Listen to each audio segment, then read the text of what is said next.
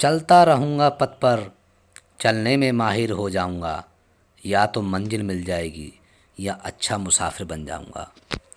Hello दोस्तों, पुनः हार्दिक अभिनंदन स्वागत करता हूँ आपका अपने YouTube channel Ajit Singh English career point में।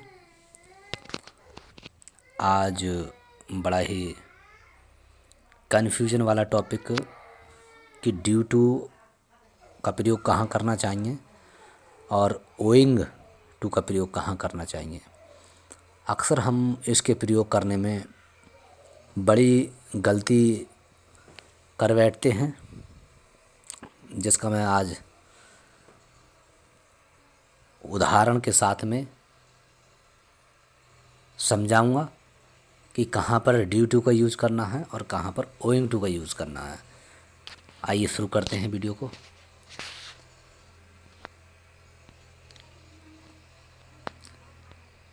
सर्वप्रथम समझेंगे कि ड्यू टू का अर्थ क्या होता है और ओइंग टू का अर्थ क्या होता है। ड्यू टू का अर्थ रिजल्ट ऑफ, कारण से, जबकि ओइंग टू का अर्थ बिकॉज ऑफ, इस कारण होता है।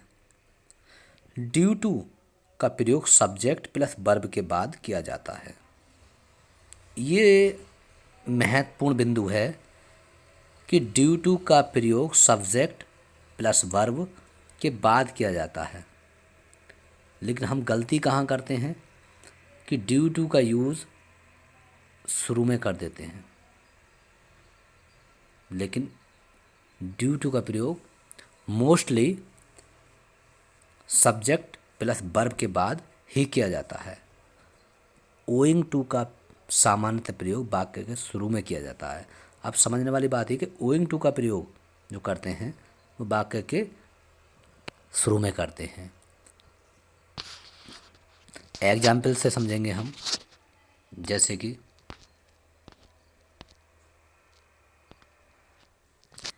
ही failed due to his negligence. He failed, वह फेल हो गया, ड्यू टू, कारण से, हिज नेग्लिजेंसी, अपनी लापरवाही, वह अपनी लापरवाही के कारण से फेल हो गया। तो देखिए सबसे पहले क्या आया, हमारा ही जो हमारा प्रोनाउन है सब्जेक्ट के रूप में आया है।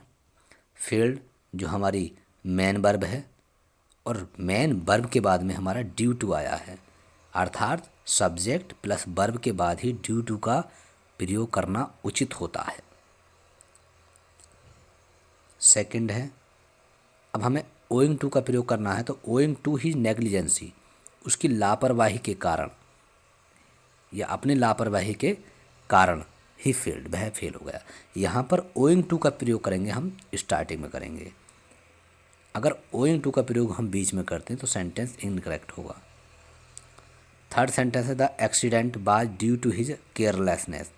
द एक्सीडेंट, दुर्घटना, वाज, ड्यू टू, कारण से, हिज केयरलेसनेस, उसकी लापरवाही, दुर्घटना उसके लापरवाही के कारण से हुई, अर्थात द एक्सीडेंट सब्जेक्ट रूप में आ गया, वर्ब वाज जो हमारे हेल्पिंग वर्ब के रूप में आई है, और ड्यू टू जो हमारे वाज अर्थात subject verb plus due to का प्रयोग करते हैं, यानी सब्जेक्ट प्लस वर्ब के बाद में ही हम ड्यू टू का प्रयोग करते हैं। फोर्थ सेंटेंस है, अगर इसी को हम ओइंग टू के रूप में कन्वर्ट करते हैं सेंटेंस को, तो ओइंग टू केयरलेसनेस, लापरवाही के कारण, there was an accident, accident हो गया। तो ये ध्यान रखने योग्य बात है कि अगर ओइंग टू का प्रयोग करें तो मोस्टली हम स्टार्टिंग में करें और ड्यू टू का प्रयोग हम करें सब्जेक्ट प्लस वर्ब के बाद में ही करें। आई होप कि आपको क्लियर हो गया होगा ये कि ड्यू टू का प्रयोग कहाँ करना चाहिए और ओइंग टू का प्रयोग कहाँ करना चाहिए। दोस्तों मिलते हैं अपने नेक्स्ट वीडियो में। जय हिंद, जय भारत।